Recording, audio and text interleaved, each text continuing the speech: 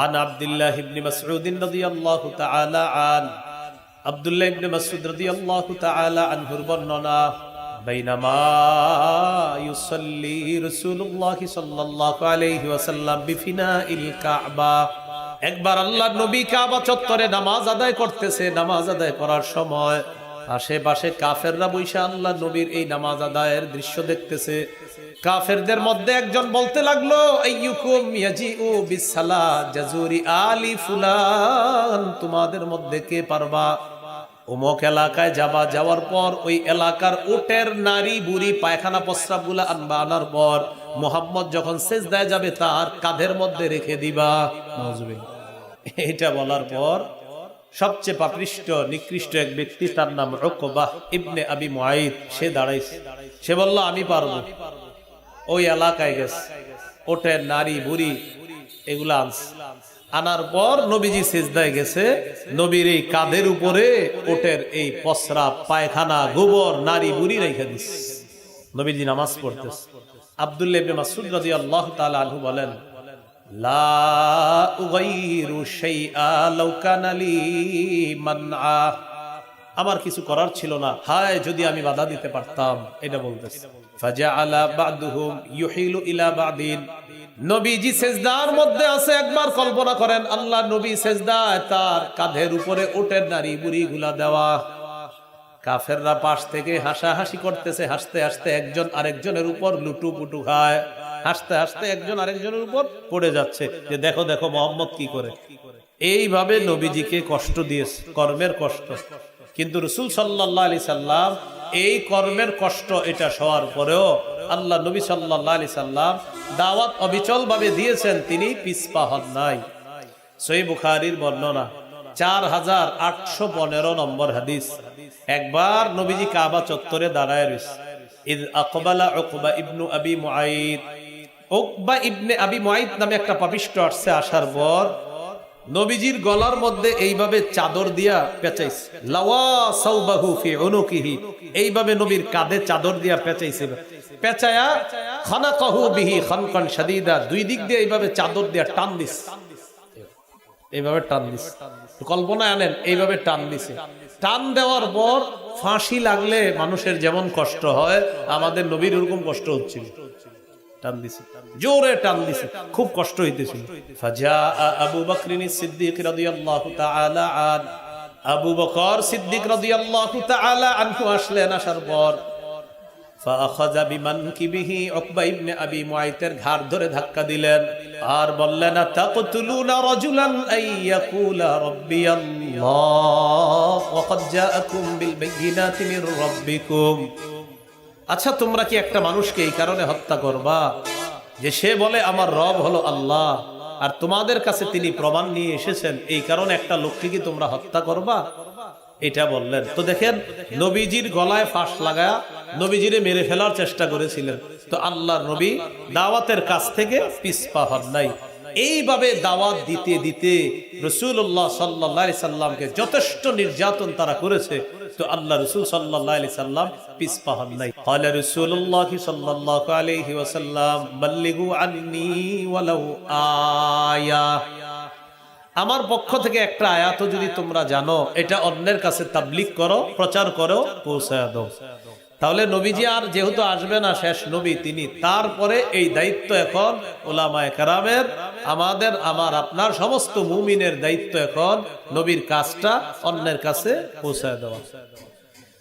সূরা আলী ইমরানের 110 নম্বর আয়াতে আল্লাহ বলেন, কুনতুম খায়রা উম্মাতিন উখরিজাত লিন-নাস তা'মুরুনা বিল মা'রুফি ওয়া তানহাউনা আনিল মুনকারি ওয়া তু'মিনুনা বিল্লাহ। আল্লাহ তাআলা বলেন, তোমরাই হলা শ্রেষ্ঠ উম্মত, তোমাদেরকে মানুষের কল্যাণের জন্য বের করা হয়েছে। তোমাদের কাজ হলো তা'মুরুনা বিল মা'রুফি ওয়া তানহাউনা আনিল মুনকার, সৎ কাজের আদেশ করবা, অসৎ কাজ থেকে নিষেধ করবা, বাধা দিবা। এটা আমাদের কাজ। আল্লাহ আমাদেরকে করার তৌফিক দান করে। সাইদা রাসূলুল্লাহ সাল্লাল্লাহু আলাইহি ওয়াসাল্লাম আলা সাফা, রাসূলুল্লাহ সাল্লাল্লাহু আলাইহি ওয়াসাল্লাম সাফা পাহাড়ের উপর উঠলেন। সাফা পর্বতের উপর উঠার পর আল্লাহ নবী আহ্বান করতে লাগলেন, ইয়া বানি ফিহরিন ইয়া বানি আদি লিবতুনি কুরাইশ। হে বনি ফিহর, হে বনি আদি। কুরাইশের অনেকগুলা এলাকার নাম বলে ডাক দিয়েছে। ডাক দেওয়ার পর নবীজি সাল্লাল্লাহু আলাইহি সাল্লাম তাদেরকে আহ্বান করে সকলকে ডাকলেন। ফাজাআ আবু লাহাবিন ওয়া কুরাইশ। আবু লাহাব আসলো, কুরাইশরা আসলো। ফাজাআলা আর-রাজুলু, কোন ব্যক্তি যদি দেখতেন তিনি না যাইতে পারতেন, আরসালা রাসূলান লিয়ানজুরা মা হুয়া। সাফা পাহাড়ের উপর উঠার পর আল্লাহ নবী যখন জাতিকে আহ্বান করলেন, তোমাদের সাথে আমার কথা আছে, বিভিন্ন মানুষ দলে দলে আগমন করতে লাগলেন। কুরাইশরাও আসতে লাগলো। কুরাইশরা আসলো, আবু লাহাব আসলো। যেই ব্যক্তি আসতে পারলো না সে একজনকে পাঠায়া দিল, দেখো তো মুহাম্মদ কেন ডাকছে, এটা দেখার জন্য একজনকে পাঠায়া দিছে। তো নবী পাহাড়ের উপরে দাঁড়ায়া বলতেছে, আরাআইতাকুম লাউ আখবারতুকুম আন্না খাইলান বিল ওয়াদি তুরিদু আন তুগিরা আলাইকুম আকুনতুম মুসাদ্দিকিয়া। নবীজি বললেন, তোমাদের কি মনে হয় আমি যদি তোমাদেরকে বলি এই পাহাড়ের পিছনে একদল শত্রু বাহিনী অপেক্ষা করতেছে যারা তোমাদের উপর অতর্কিত হামলা চালাবে। এই পাহাড়ের পিছনে একদল সৈন্য বাহিনী আছে, তারা তোমাদের উপর অতর্কিত হামলা চালাবে। আকুনতুম মুসাদ্দিকিয়া, তোমরা কি আমার কথা বিশ্বাস করবা? তারা জবাব দিলেন, মা জাররাবনা আলাইকা ইল্লা সিদকা। সবাই জবাব দিলেন, না আম্মা জাররাবনা আলাইকা ইল্লা সিদকা, আমরা আপনাকে অবশ্যই বিশ্বাস করব মুহাম্মদ, তোমার কথা অবশ্যই আমরা বিশ্বাস করব, কারণ তুমি কখনো সত্য ছাড়া মিথ্যা কথা বলো না। আমরা পরীক্ষা করে দেখেছি তুমি সদা সর্বদা সত্য কথা বলো। তো এটা বলার পর নবীজি বললেন, ফাইন্নী আনা নাযীরুল লাকুম বাইনা ইয়াদাই আযাবিন শাদীদ। আমি তোমাদেরকে যন্ত্রণাদায়ক আযাবের ব্যাপারে ভীতি প্রদর্শন করছি, কঠিন শাস্তি আছে। লা ইলাহা ইল্লাল্লাহ মানো, এটা না মানলে কঠিন শাস্তি। এই কথা বলার পর আবু লাহাব পাথর নিয়ে দাঁড়াইছে। আবু লাহাব বলল, তাব্বান লাকা সাইরাল ইয়াউম আলিহাদা জামাআতানা। মুহাম্মদ, তুমি কি আমাদেরকে এজন্য একত্রিত করেছো? তুমি ধ্বংস হও, নাউজুবিল্লাহ বলেন। তোমার পুরোটা দিন ধ্বংস হোক, নাউজুবিল্লাহ। আমাদেরকে এজন্য তুমি ডাকছো? তখন আল্লাহ তাআলা আয়াত নাজিল করলেন, তাব্বাত ইয়াদা আবি লাহাবি ওয়া তাব। আবু লাহাবের দুই হাত ধ্বংস হোক, সে নিজেও ধ্বংস হোক। আমার নবীকে বলছে ধ্বংস হবে, আমি আল্লাহ আয়াত নাজিল করে দিলাম আবু লাহাব ধ্বংস হবে, তার দুই হাত ধ্বংস হবে। তখন আল্লাহ এই সূরা লাহাব নাজিল করছে। নবীজি এইভাবে দাওয়াতের কাজ প্রকাশ্যে শুরু করলেন। তো দাওয়াতের কাজ যখন প্রকাশ্যে করতে লাগলেন, আস্তে আস্তে মানুষ মুসলমান হয়। এই হলো নবীজির দাওয়াত শুরু হয়ে গেল প্রকাশ্যে। আমাদের নবী শেষ নবী, নবীজির পরে আর নবী আল্লাহ তাআলা নতুন করে কাউকে বানাবেন না। সহিহ বুখারীর বর্ণনা 3535 নম্বর হাদিস, 3535।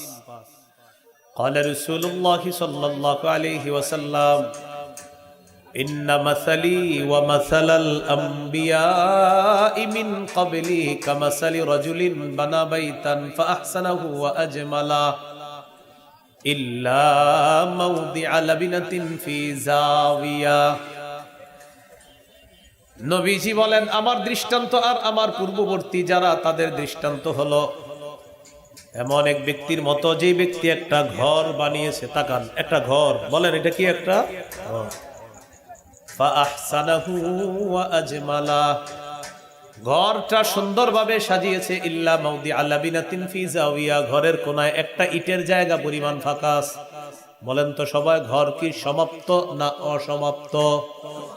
আচ্ছা, একটা ঘর বানাইস, সুন্দর করে সাজিয়েছ, ঘরের কোনায় একটা ইটের জায়গা পরিমাণ ফাঁকা, তাহলে ঘর কি সমাপ্ত না অসমাপ্ত? অসমাপ্ত। তো فجعل الناس يطوفون به ويعجبون له ويقولون هل وضعت هذه اللبنة। সুন্দর এই ঘর মানুষ দলে দলে দেখতে যায়, ঘরটার চারপাশে মানুষ তওয়াফ করে দেখে, তওয়াফ মানে প্রদক্ষিণ করে দেখে। ওয়ায়াজাবুনা লা, ঘরটা যখন দেখে তবে ঘরের সৌন্দর্য দেখে আশ্চর্য হয়। মন দেন, ঘরটা সুন্দর, সবাই দেখে আর সবাই খুশি হয়, এত সুন্দর ঘর। সবাই ঘুরতে ঘুরতে একটা জায়গা দেখা বেশি আশ্চর্য হয়। আলেম ছাড়া অন্যরা বলেন তো কোন জায়গাটা দেখা? মাশাআল্লাহ, কোন জায়গাটা? ইটের খালি জায়গা। তো সবাই ঘুরে ঘুরতে ঘুরতে দেখে ঘর সুন্দর, কিন্তু একটা ইটের জায়গা ফাঁকা।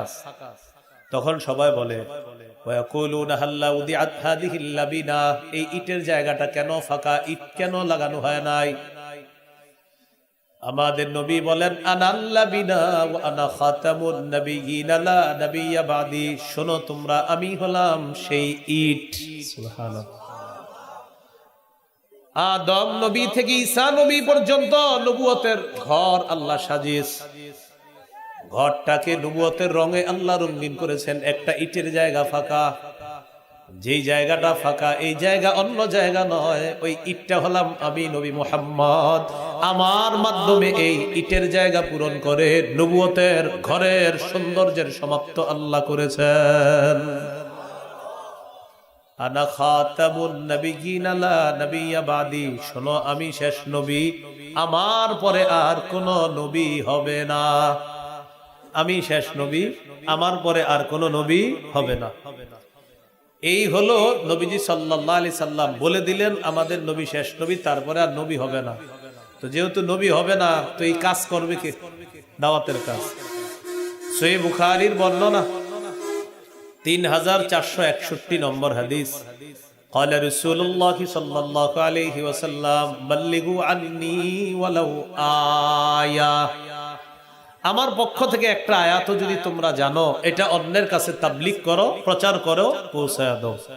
তাহলে নবীজি আর যেহেতু আসবে না, শেষ নবী তিনি, তারপরে এই দায়িত্ব এখন উলামায়ে কেরামের, আমাদের, আমার, আপনার সমস্ত মুমিনের দায়িত্ব এখন নবীর কাজটা অন্যের কাছে পৌঁছায় দেওয়া।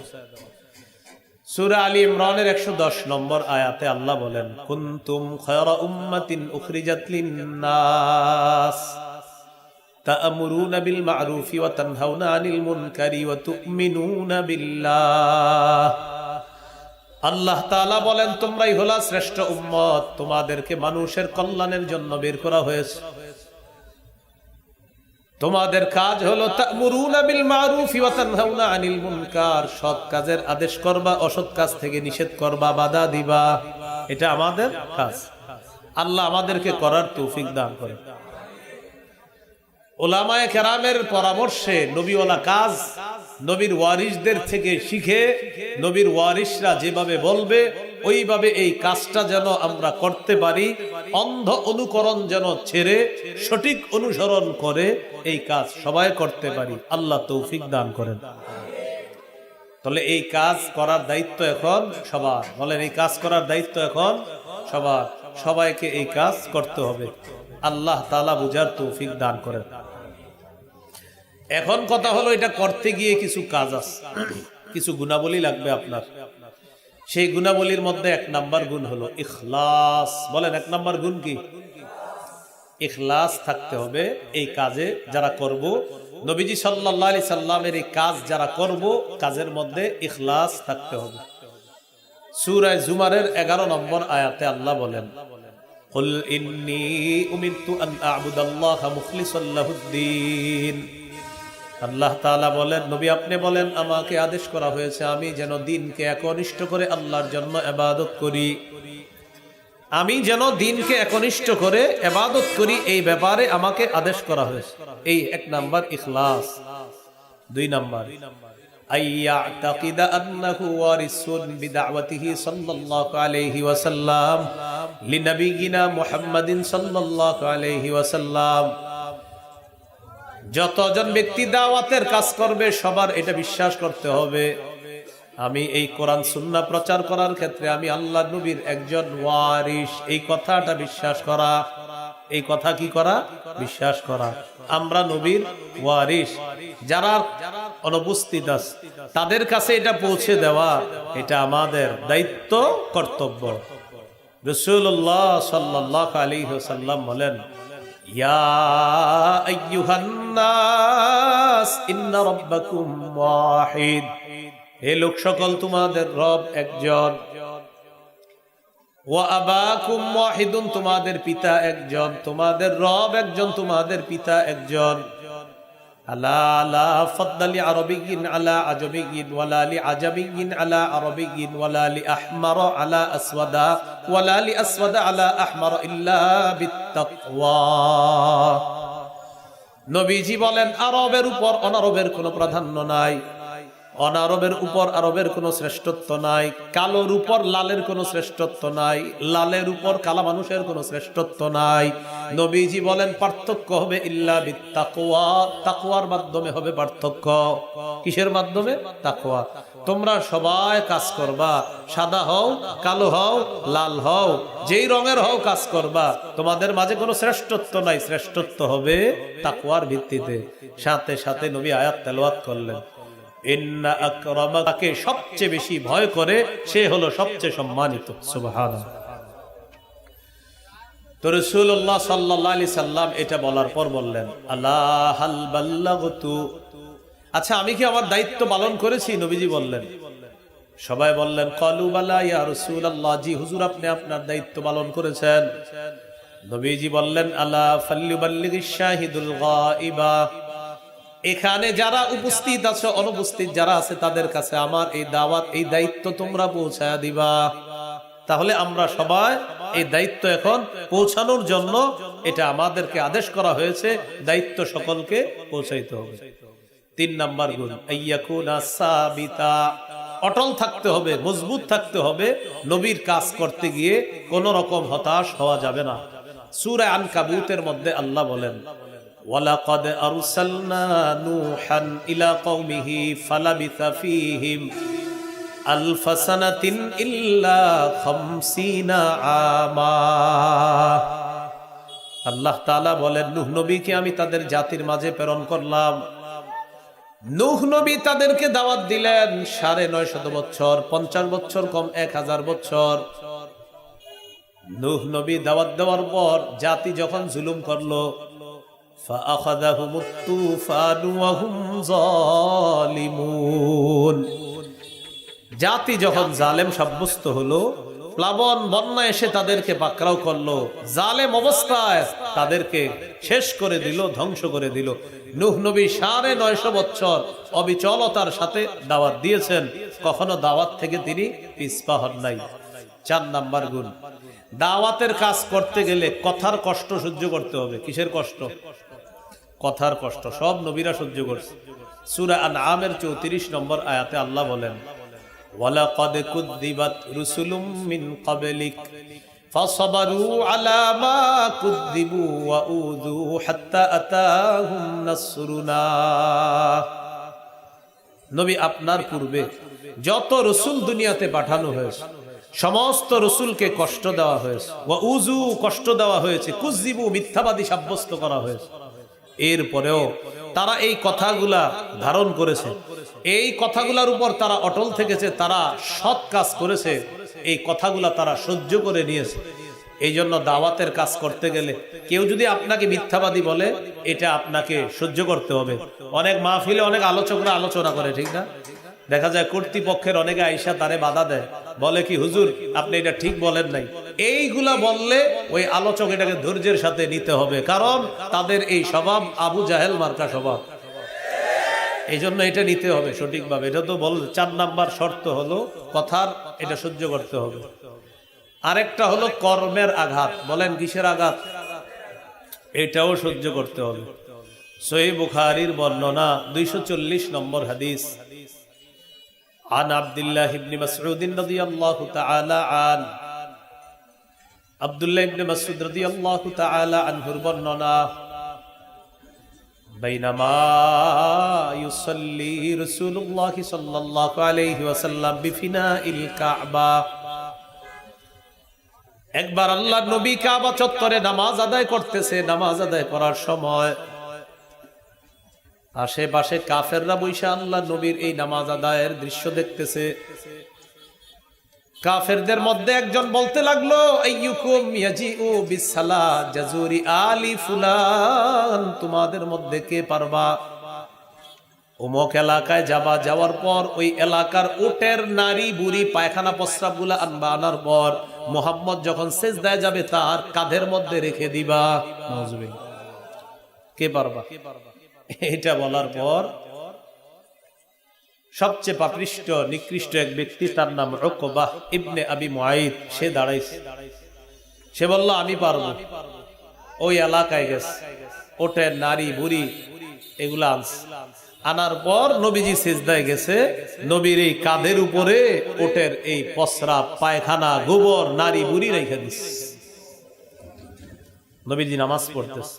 আব্দুল্লাহ ইবনে মাসউদ রাদিয়াল্লাহু তাআলা আনহু বলেন, লা উগাইরু শাইআ লাউ কানা লি মানআ, আমার কিছু করার ছিল না, হায় যদি আমি বাধা দিতে পারতাম, এটা বলতেছে।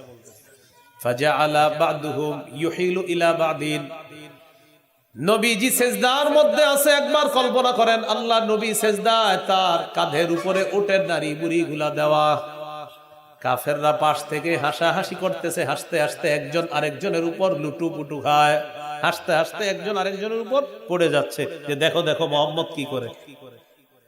এইভাবে নবীজিকে কষ্ট দিয়েছে, কর্মের কষ্ট। কিন্তু রাসূল সাল্লাল্লাহু আলাইহি সাল্লাম এই কর্মের কষ্ট এটা সওয়ার পরেও আল্লাহ নবী সাল্লাল্লাহু আলাইহি সাল্লাম দাওয়াত অবিচল ভাবে দিয়েছেন, তিনি পিছপা হন নাই। সহিহ বুখারীর বর্ণনা 4815 নম্বর হাদিস।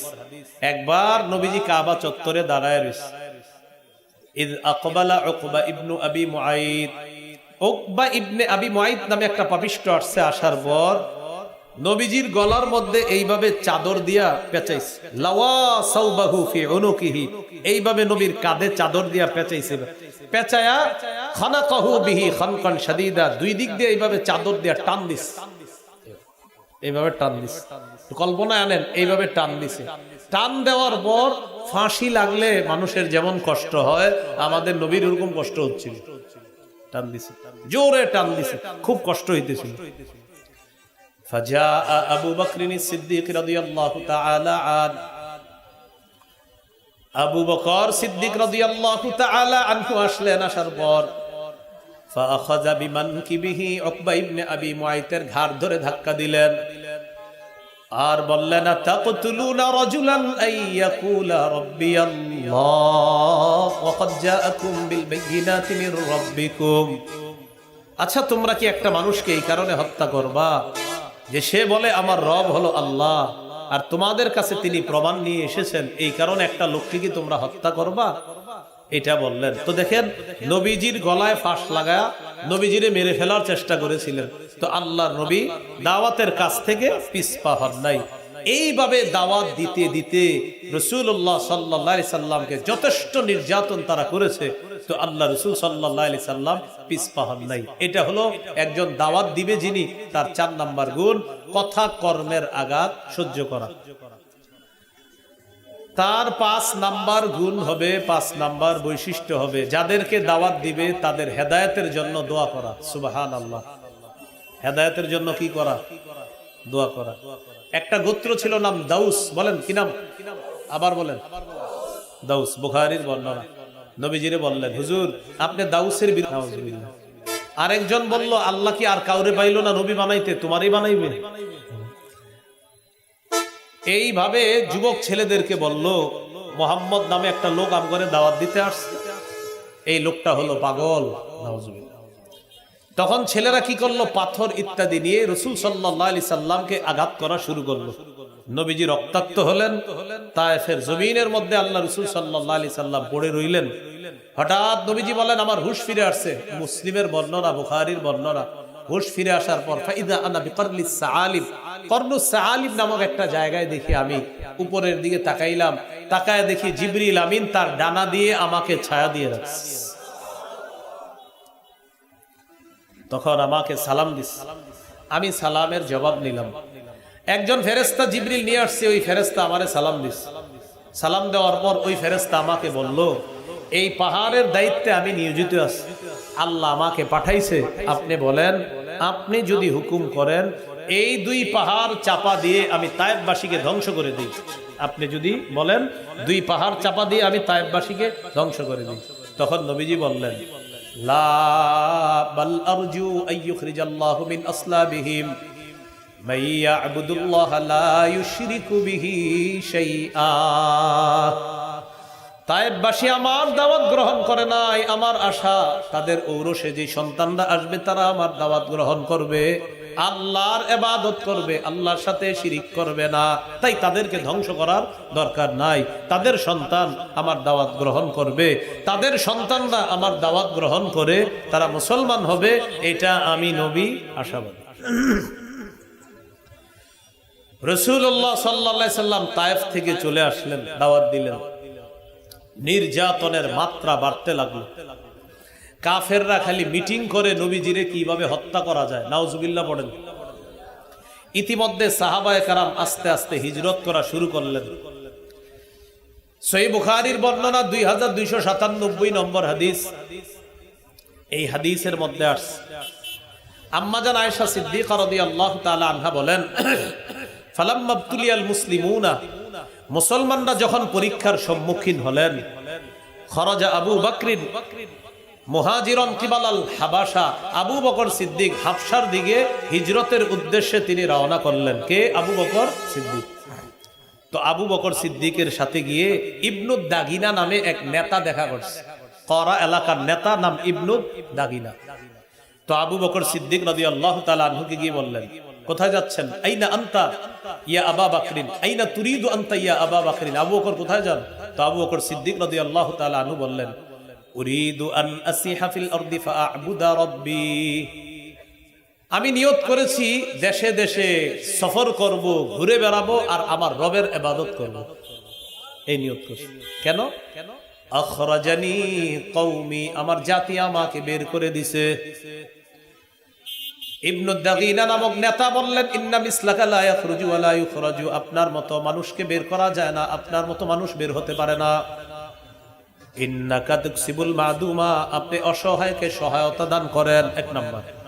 দুই নাম্বার, তাসিলুর রহিমা, আপনি রক্তের সম্পর্ক রক্ষা করেন। তিন নাম্বার, তাহমিলুল কাল্লা, আপনি বোঝা বহন করেন। চার নাম্বার, ওয়াতাকরিদ দাইফা, আপনি মেহমানদারি করেন। পাঁচ নাম্বার, ওয়াতুইনু আলা নওয়াইবিল হক, সত্যের উপর অটল থাকতে গিয়ে আপনি কষ্টে যারা পতিত হয় তাদেরকে আপনি সহযোগিতা করেন। সত্যের উপর অটল থাকতে গিয়ে যারা কষ্টে নিপতিত হয় তাদেরকে আপনি সহযোগিতা করেন। আবু বকর, আপনার মতো লোক বের হতে পারে না, আপনাকে বের করা যায় না, আপনি ভালো মানুষ, চলেন চলেন, ফিরে চলেন। আবু বকর সিদ্দিককে নিয়ে আসছে। ইবনু দাগিনা বললেন, ফারজি ফাবুদ রাব্বাক বিবিলাদিক, চলেন আপনি এলাকায় আপনার রবের ইবাদত করবেন। তো চলে আসছে। আসার পর ওই জামানার নিয়ম হলো, কোন নেতা কাউকে নিরাপত্তা দিলে এটা অন্য নেতাকে জানাইতে হয়। ইবনু দাগিনা মক্কার বড় বড় কাফের মুশরিকদের লিডার যারা, তাদের সাথে সাক্ষাৎ করলেন। সাক্ষাৎ করার পর বললেন, আবু বকর ভালো মানুষ, তাকে তোমরা বের করে দাও, এটা ঠিক না। আমি নেতা হিসাবে আবু বকরকে নিরাপত্তা দিচ্ছি, তোমরা নিরাপত্তাটা মেনে নাও। হাদিসে আসছে, ফানফাজাত কুরাইশুন জিওয়ারা ইবনি দাগিনা ওয়া আমানু আবা বকরিন। ইবনু দাগিনার নিরাপত্তাটা এটা মক্কার বড় বড় লিডাররা মেনে নিল, আর আবু বকরকে নিরাপত্তা দেওয়ার ব্যাপারে সবাই একমত হয়ে গেল। শর্ত আছে। এক নাম্বার শর্ত, মন দিয়ে শুনেন শর্তগুলা কি কি। মুর আবা বকরিন ফালইয়াবুদ রাব্বাহু ফি দারিহি ফালইউসাল্লি ওয়ালইকরা মা শাআ ওয়ালা ইউলিন বিসসালাতি ওয়ালাল কিরাআতি ফি দারি গায়রিহি। আবু বকরকে বলবা আবু বকর যেন তার ঘরে ইবাদত করে, আবু বকর যেন জোরে নামাজ কোরআন তেলাওয়াত না করে, প্রকাশ্যে নামাজ না পড়ে। আবু বকর নামাজ পড়বে তার ঘরে, আবু বকর কোরআন তেলাওয়াত করবে তার ঘরে, এটা বলে দিলেন। তো আবু বকর সিদ্দিককে গিয়ে ইবনু দাগিনা বললেন, তিনিও মেনে নিলেন। তিনি ঘরে ইবাদত করে, ঘরে নামাজ পড়ে, ঘরে কোরআন তেলাওয়াত করে। এই অবস্থা চলার পর সুম্মা বাদালি আবি বাকরিন, আবু বকরের মনে হলো আর কত, এবার বাহিরে প্রকাশ্যে ইবাদত করব। ফাবতানা মসজিদান বিফিনাই দারি, আবু বকর সিদ্দিক রাদিয়াল্লাহু তাআলা তার নিজের বাড়ির আঙিনায় একটা মসজিদ নির্মাণ করলো, ছোট্ট মসজিদ। ফাবারাজা ফাকানা ইউসাল্লি ফি, আবু বকর প্রকাশ্যে সেখানে নামাজ পড়া শুরু করলেন। আবু বকর প্রকাশ্যে নামাজ পড়ে, ইবাদত করে, কোরআন তেলাওয়াত করে।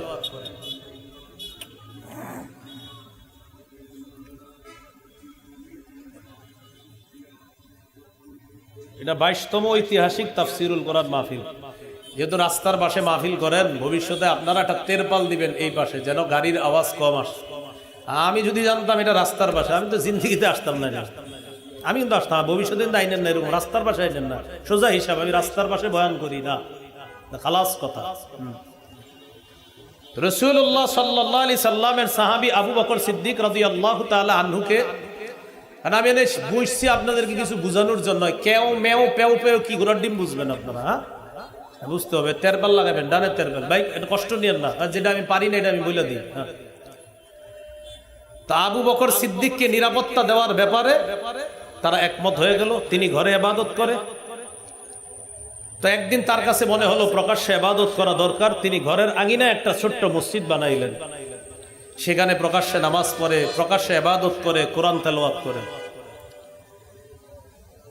তো আবু বকর যখন কোরআন তেলাওয়াত করে, নামাজ পড়ে, ফায়াতাকাসসাফু আলাইহি নিসাউল মুশরিকিন ওয়া আবনাউহুম, মুশরিকদের স্ত্রীরা, সন্তানরা, নারীরা, তাদের কন্যারা, ছেলে মেয়েরা দলে দলে আবু বকরের কোরআন তেলাওয়াত শোনার জন্য মসজিদের সামনে ভিড় জমায়, উপস্থিত হয়েছে।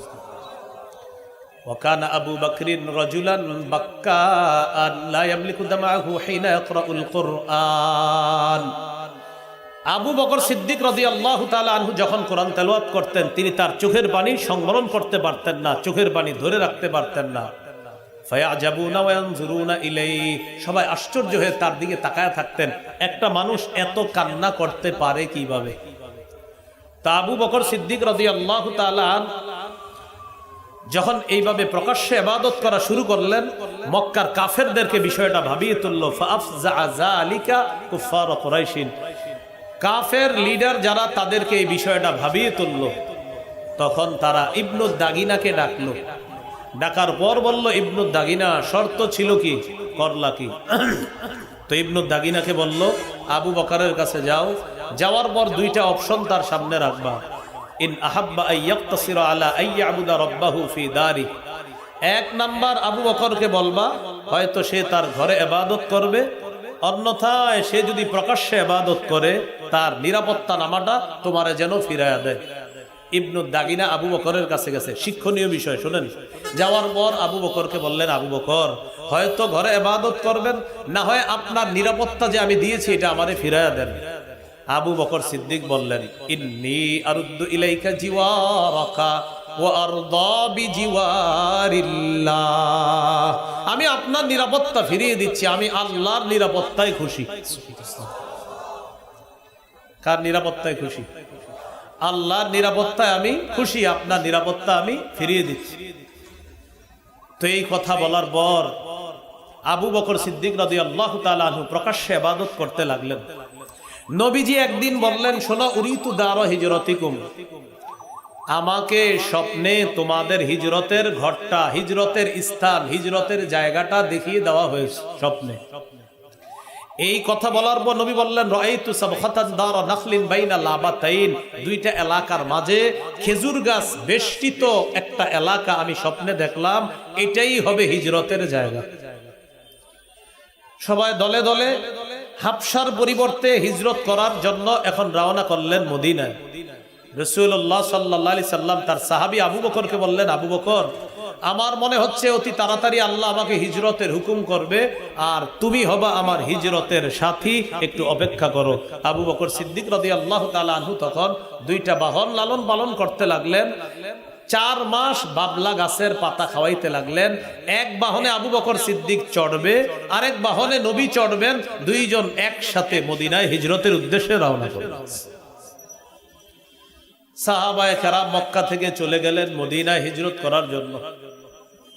হিজরতের উদ্দেশ্যে দলে দলে রওনা করলেন। ঘর বাড়ি যা আছে সব ছেড়ে সাহাবায়ে কেরাম নবীর সাথে চলে গেলেন মদিনায়।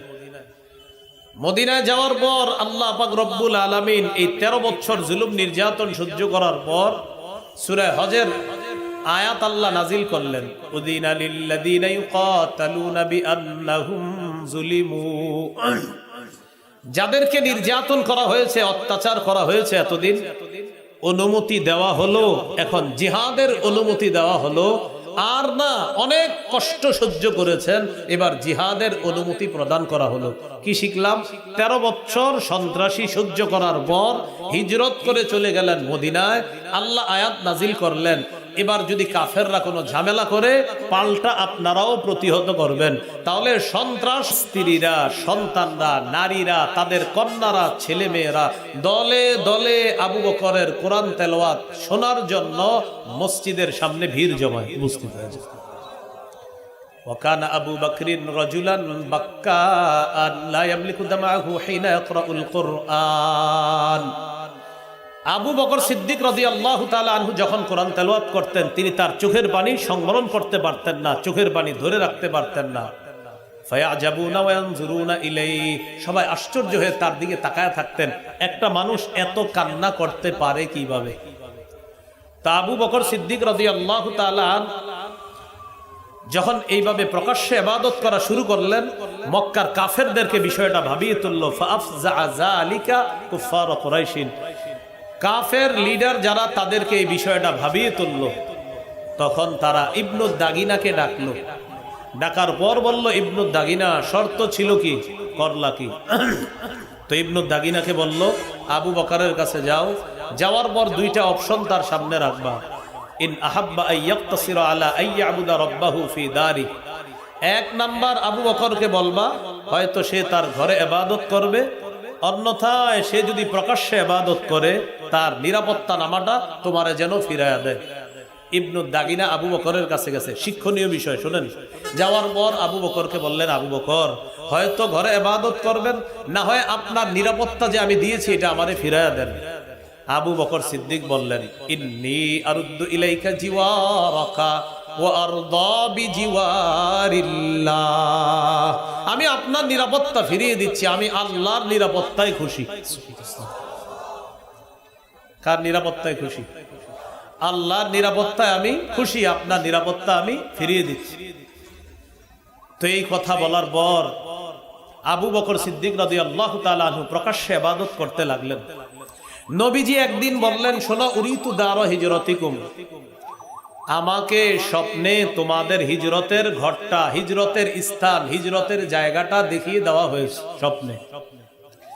এই কথা বলার পর নবী বললেন, রাআইতু সাবখাতান দারা নাখলিন বাইনা লাবাতাইন, দুইটা এলাকার মাঝে খেজুর গাছ বেষ্টিত একটা এলাকা আমি স্বপ্নে দেখলাম, এটাই হবে হিজরতের জায়গা। সবাই দলে দলে হাবশার পরিবর্তে হিজরত করার জন্য এখন রওনা করলেন মদিনায়। রাসূলুল্লাহ সাল্লাল্লাহু আলাইহি সাল্লাম তার সাহাবী আবু বকরকে বললেন, আবু বকর, আমার মনে হচ্ছে অতি তাড়াতাড়ি আল্লাহ আমাকে হিজরতের হুকুম করবে, আর তুমি হবা আমার হিজরতের সাথী, একটু অপেক্ষা করো। আবু বকর সিদ্দিক রাদিয়াল্লাহু তাআলা আনহু তখন দুইটা বাহন লালন পালন করতে লাগলেন। 4 মাস বাবলা গাছের পাতা খাওয়াইতে লাগলেন। এক বাহনে আবু বকর সিদ্দিক চড়বে, আরেক বাহনে নবী চড়বেন। দুইজন একসাথে মদিনায় হিজরতের উদ্দেশ্যে রওনা করলেন। সাহাবায়ে কেরাম মক্কা থেকে চলে গেলেন মদিনায় হিজরত করার জন্য। হিজরতের উদ্দেশ্যে দলে দলে রওনা করলেন। ঘর বাড়ি যা আছে সব ছেড়ে সাহাবায়ে কেরাম নবীর সাথে চলে গেলেন মদিনায়। মদিনায় যাওয়ার পর আল্লাহ পাক রব্বুল আলামিন এই 13 বছর জুলুম নির্যাতন সহ্য করার পর সূরা হজের আয়াত আল্লাহ নাজিল করলেন, উযিনা লিল্লাযীনা ইউকাতালুনা বিআন্নাহুম যুলিমু, যাদেরকে নির্যাতন করা হয়েছে, অত্যাচার করা হয়েছে এতদিন, অনুমতি দেওয়া হলো, এখন জিহাদের অনুমতি দেওয়া হলো। আর না, অনেক কষ্ট সহ্য করেছেন, এবার জিহাদের অনুমতি প্রদান করা হলো। কি শিখলাম? 13 বছর সন্ত্রাসী সহ্য করার পর হিজরত করে চলে গেলেন মদিনায়। আল্লাহ আয়াত নাজিল করলেন, এবার যদি কাফেররা কোনো ঝামেলা করে, পাল্টা আপনারাও প্রতিহত করবেন। তাহলে সন্ত্রাস নাম হলো জিহাদ। সন্ত্রাস খতম করার পবিত্র একটা বিধানের নাম কি? জিহাদ। তো হিজরত করে মদিনায় চলে গেলেন। মদিনায় যাওয়ার পর রাসূলুল্লাহ সাল্লাল্লাহু আলাইহি সাল্লামের মনে পড়ে, মক্কার কথা মনে পড়ে, সাহাবায়ে কেরামেরও মনে পড়ে, সবারই মনে পড়ে।